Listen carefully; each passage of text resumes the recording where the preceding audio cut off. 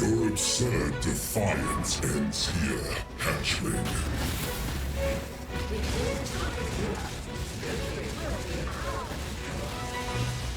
The fires of 1,000 suns.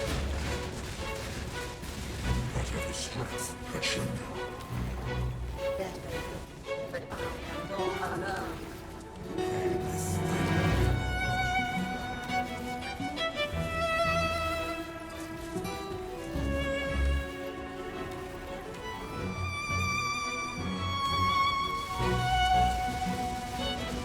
Fires of 1,000 suns.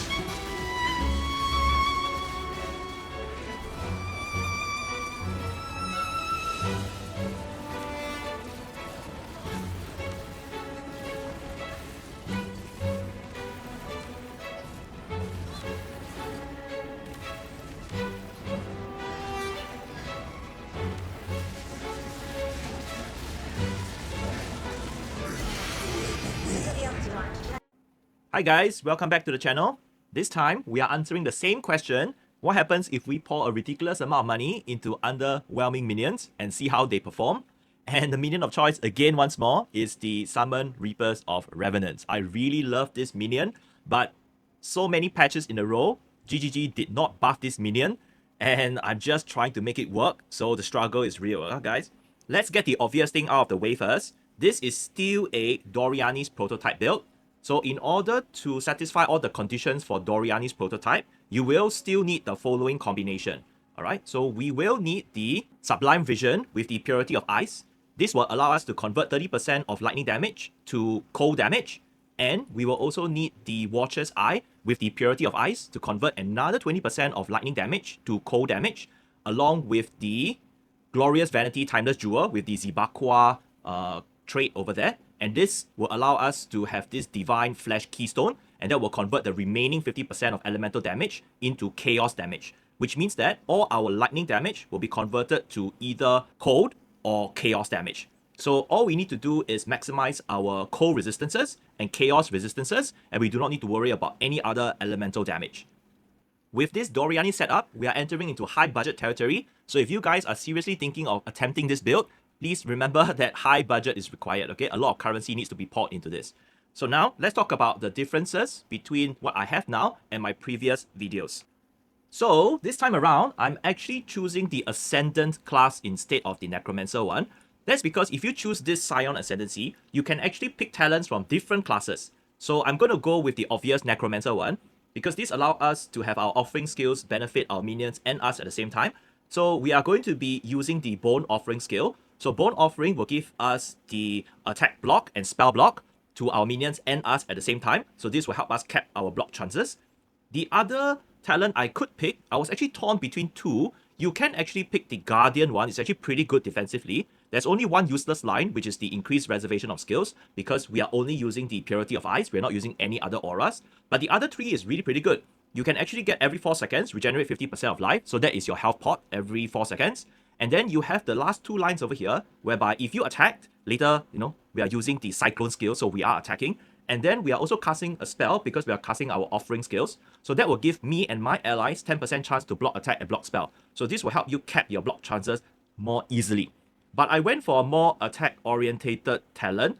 So I went with the Dead-Eye Ascendancy instead. So this Dead-Eye talent allows us to have increased effect of our marks. So I chose to use the Assassin mark on rares and uniques. So that will give our minions more crit chance and more crit multiplier. And the last line, which is the selling point, where you and your nearby allies have Tailwind. So this will give us more action speed, which will boost our movement speed and our attack damage as well. So this is a little bit more attack orientated. For the last two Ascendancy points, I actually went with the Abyssal Bloodline. So this new Bloodline has this talent called Bone Feeders. And Bone Feeders allow us to trigger level 20 Summon Bone Feeders, which is the Abyssal version of Skitterbots. So if you're familiar with skitterbots provide shock and chill auras to nearby enemies, but this time we have other curse auras like temporal chains. This will slow down our enemies. We have enfeeble, which causes enemies to deal less damage, and we have punishment, whereby when enemies reaches the 60% life threshold, our minions actually deal more damage to them.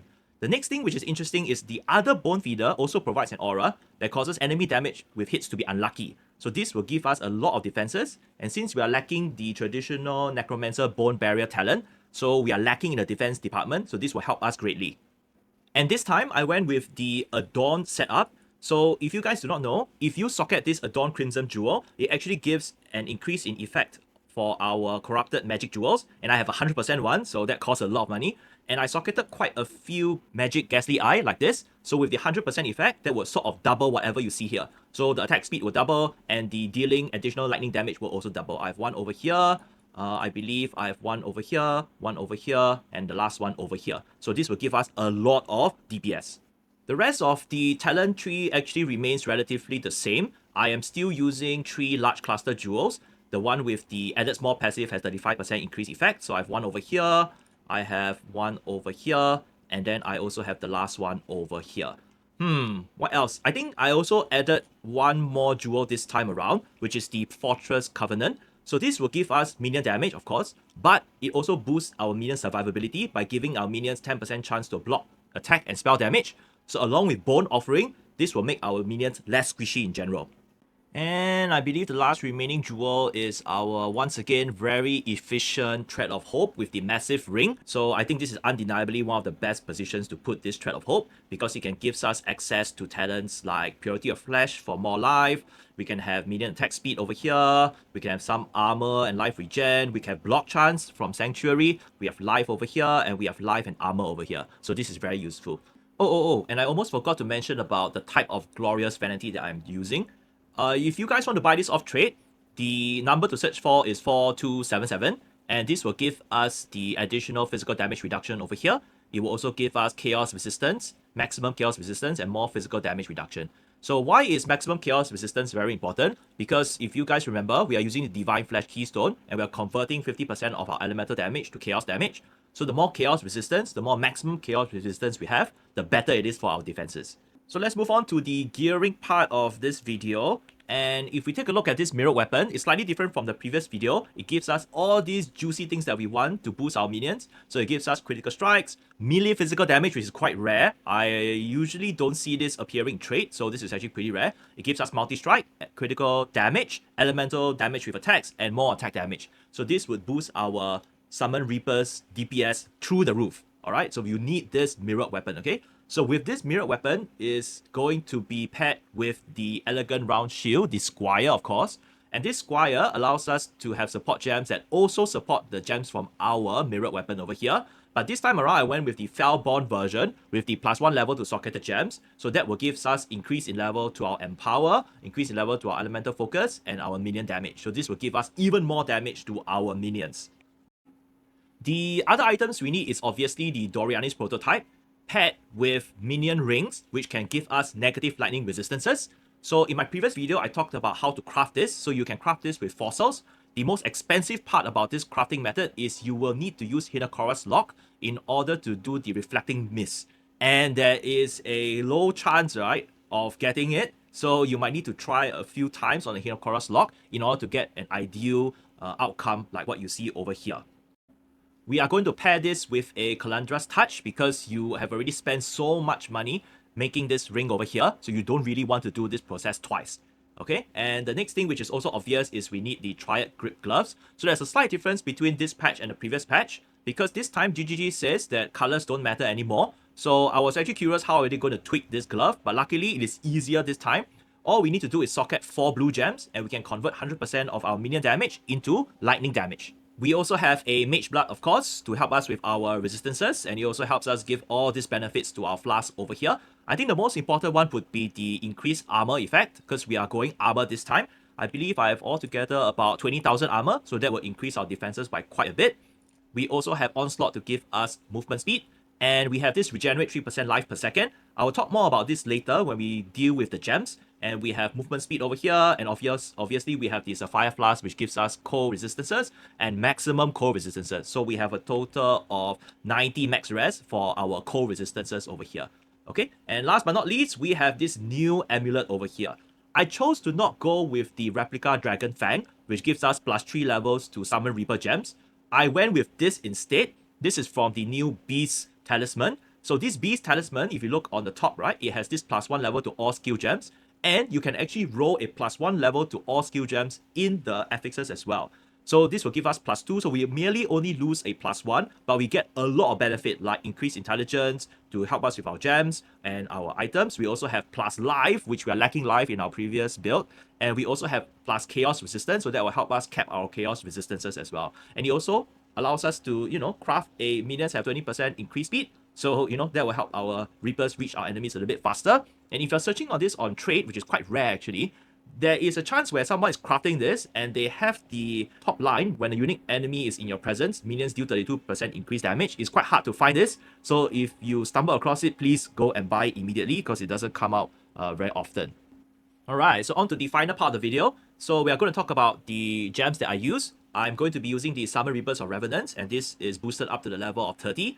We are pairing it with Annihilation support. So in my previous video, some people commented that the clear speed of this build is lackluster. So you can actually substitute this Annihilation support, which causes the enemies to pop when they're killed, and that will cause AoE damage, so that will greatly help in the clearing. We also have Congregation support. It needs to be level 4, by the way. So level 4 will give us a total of 7 Summon Reapers. So without level 4, you will not get 7. The next thing I paired it with is Awaken and Power support. So this will give us more levels to our Summon Reapers. We also have Elemental Focus, so that we can deal more elemental damage. So since we are pure lightning, more the merrier. And we also have Minion damage support.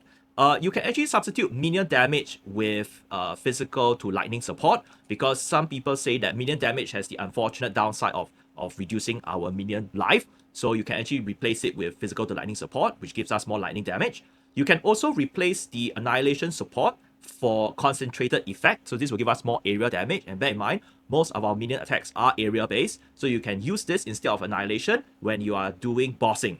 The next thing we'll be discussing is the gems in my chest. So the gems in my chest, I'm using Cyclone this time to do channeling. So paired with the cast while channeling support, this allows us to channel our Cyclone and cast several spells. I'm going to be casting Desecrate for corpses, and I'm going to be consuming them using Bone Offering. Bone Offering allows us to have increased block attack and block spell damage. So because our Ascendancy allows this skill to also affect us, so that will help cap our block chances. I can then demonstrate it to you over here on the screen. If you're wondering why this is taking a while, it's because of the Bone Feeder thing. Our Bone Feeder actually needs to consume corpses, and that would consume the corpses from our Desecrate first before our Bone Offering can consume them. And as you can see, it gives us our maximum attack and maximum block spell chance over here. Okay? And we're going to talk about our curse setup. So the curse setup we are using is the Assassin's Mark. So together with the Dead Eye Ascendancy, which gives us increase in mark effect. So this will give our minions more critical strike chance and critical strike multiplier to rare and unique enemies. Okay, so we are supposed to be using the punishment curse for my previous video, but this time, because the Bone Feeder is the one doing the punishment aura, so I chose to use the Assassin's Mark instead. Okay, and lastly, we have the life tap support. And the reason why we are using life tap is because all of this, the curse over here, the Bone Offering, the Desecrate, all this costs mana. And because it costs mana, right, it's very annoying to think about mana regeneration. So we're going to use life tap. And because we are using life tap, we will need to use our life to cast all these spells. So we will need some decent life regeneration. So that is why if you look at my helmet over here, I have regenerate 95.3 life per second. And I also have the increased life regeneration rate in my boots as well, along with the flask that I mentioned earlier with the regenerate 3% of life per second. So this will give me a lot of life regen. So whenever I cast my Cyclone and I channel and I cast all of these spells, right, you notice that my life actually doesn't go down even if I'm continuously casting Bone Offering. So that's because of my ridiculous life regeneration rate. Okay. And we're going to talk about the next gem setup. So in my boots, I socketed the Raised Spectre gem. So I can summon a total of 3 Spectres. So the Spectre I am choosing is the scuba diving looking people. That is called the Perfect Duck Marionette. So this Spectre, when it dies, it can respawn. And the reason why we chose that is because our Reapers need to constantly consume other minions for health. That's one reason. But more importantly is for damage and survivability. So our Reapers can constantly consume the Dark Marionette, and we are not worried that they will disappear because they can just respawn, so they can be consumed over and over and over again. Lastly, in the gloves, I am socketing the Temper Shield. So Temper Shield will give us more spell block chances. I'm pairing it with the Overcharge support, and Overcharge support allows us to shock nearby enemies. So whenever, be it a normal mob or a boss hits us, there is an over 90% chance that we will shock it. So the moment the mob is shocked, right, then we all know that we can deal more damage to them. Okay, I also pair this with the Elemental Proliferation. So when we are mapping, each time we inflict a shock, this shock can spread to other enemies as well. So this will help with the clearing. Whew! So we have come to the end of the video. Thanks for listening to my long rant about underwhelming minions. I hope GGG buffs this minion. This minion really needs a lot of love. I do not know why it's not receiving the attention that it deserves. Unfortunately, this build is really expensive. So if you guys really decide to go into this rabbit hole, please prepare a lot of currency. Thanks again for listening, guys. Have a nice day. If you like this video, please like and subscribe. And I might be changing Ascendancy. Maybe I'll try the new Luminary Ascendancy, where I can pair this Doriani setup, right, with maybe one of the mercs, which can give us the Wrath aura. I'm not sure whether this will matter a lot. I think we will suffer more in the defense department, but we will increase our damage, I think, slightly. Let's see whether that's worth it or not. So stay tuned to the next video. Have a nice day, guys. Bye-bye.